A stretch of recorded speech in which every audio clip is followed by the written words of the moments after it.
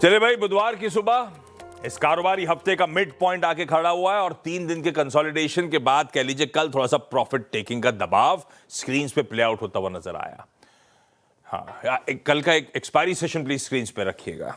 शुरुआत negative trajectory में ही हुई थी क्योंकि ग्लोब के क्यूज सपोर्टिव नहीं थे। यूएस में भी कई दिनों की तेजी के बाद ब्रेक लगता हुआ नजर आया था, तो हल्के लाल निशान के साथ शुरुआत हुई। थोड़ी बहुत ऐसा लगा रिकवरी की कोशिश कर रहा है, पर वो बिल्कुल भी टिकाऊ नहीं थी।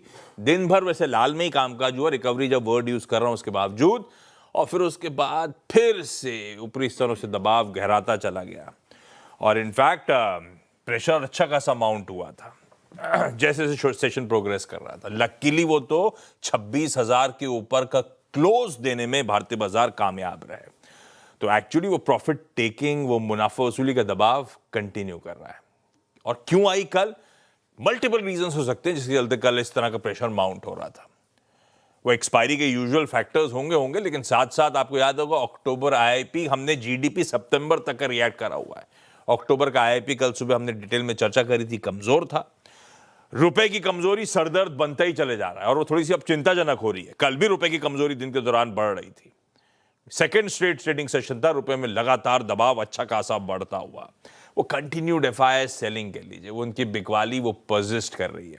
कल तो खैर वो बैंक निफ्टी के वो रीजिक का अपडेट जो आए थे, वो वेटेज एडजस्टमेंट्स की बात, उसके चलते प्राइवेट बैंकिंग मेजर्स में दबाव बनता चला गया, उसने भी मूड बिगाड़ा। और हाँ, पॉलिसी से पहले की नर्वसनेस तो बढ़ रही है, और जीडीपी नंबर्स के बाद और नर्वसनेस है। स्ट्रीट एक्चुअली डिवाइडेड है एकदम फ्राइडे के उस पॉलिसी आउटकम को लेकर। तो कई सारे फैक्टर्स हैं जो शायद दबाव के रीजंस बनते चले जा रहे हैं।